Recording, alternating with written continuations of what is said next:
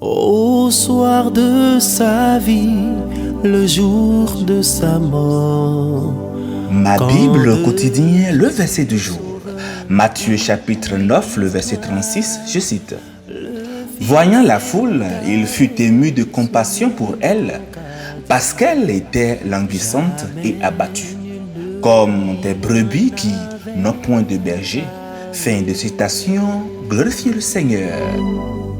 Jésus-Christ aime le pécheur que je suis. Le verset du jour nous enseigne la compassion incommensurable de notre Seigneur Jésus pour tous les êtres humains et nous incite à notre propre réponse à la souffrance et au désarroi autour de nous.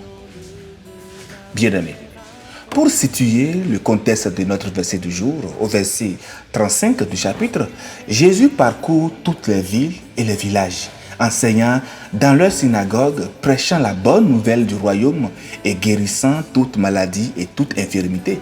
Les versets 37 à 38 nous montrent que face à cette grande moisson d'âmes, Jésus exprime la nécessité de plus d'ouvriers pour répondre à l'ampleur de la tâche.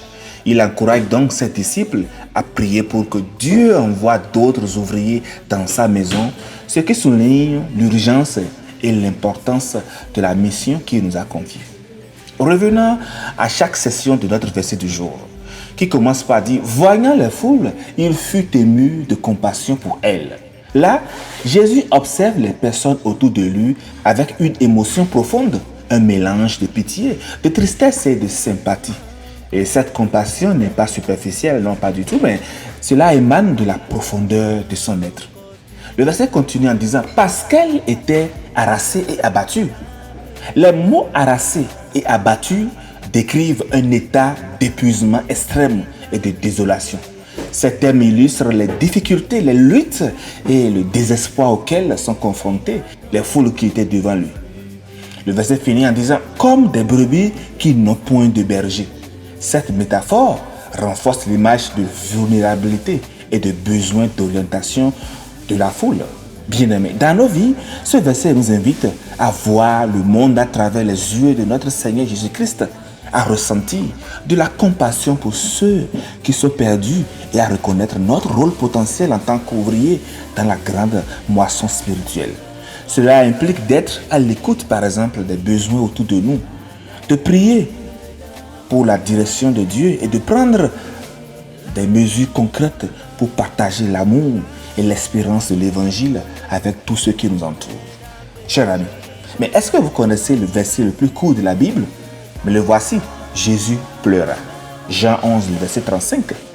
Il est difficile de comprendre pleinement comment un Dieu tout-puissant, absolument saint, souverain et juste, puisse avoir autant d'amour et de compassion pour nous, être imparfait que nous sommes, qui ne lui exprimons que trop peu d'amour en retour. Toute la vie de Jésus n'est pas décrite dans la Bible, mais ça c'est ma conviction que Jésus a beaucoup pleuré. Il l'a fait lors de la mort de Lazare et nous le voyons aussi dans notre verset du jour où Jésus fut pris de pitié par les foules car il ressentait leur inquiétude et leur abattement, leur désarroi. Il y a plus de 2000 ans, Jésus a donné l'ordre missionnaire fait de toutes les nations des disciples. Matthieu 28, verset 19. Avec le cœur rempli de pleurs, de compassion et de pitié, car il savait que, sans lui, ces gens iraient tout droit en enfer. Il disait que la foule était comme des brebis qui n'ont pas de berger. Le cœur de Jésus débordait d'amour pour ce peuple qu'il avait créé avec Dieu son Père et se répandait en pleurs. Savez-vous combien d'habitants il avait à l'époque de Jésus? Il n'y avait qu'environ 300 millions d'habitants, mais aujourd'hui, il y en a plus de 8 milliards, soit environ 27 fois plus qu'il y avait il y a 2000 ans. Aujourd'hui, son désespoir devrait donc être proportionnellement 27 fois plus grand. Entendez-vous ses pleurs et son ordre missionnaire résonner dans votre cœur plus fort qu'avant? Bien-aimés, allez-vous aider Jésus à ramener une brebis perdue dans sa bergerie et ainsi contribuer à apaiser sa douleur? Nous devons publier la bonne nouvelle. Faisons notre part. Parlons de notre Seigneur et prions pour nos amis et lui s'occupera absolument du reste. Chers frères et sœurs, Dieu peut pleurer lui aussi, car il t'aime plus que tout. Il t'invite à le suivre. Méditez sur tout cela et que votre journée soit rayonnante dans la bénédiction du Christ Jésus. Alléluia chez vous.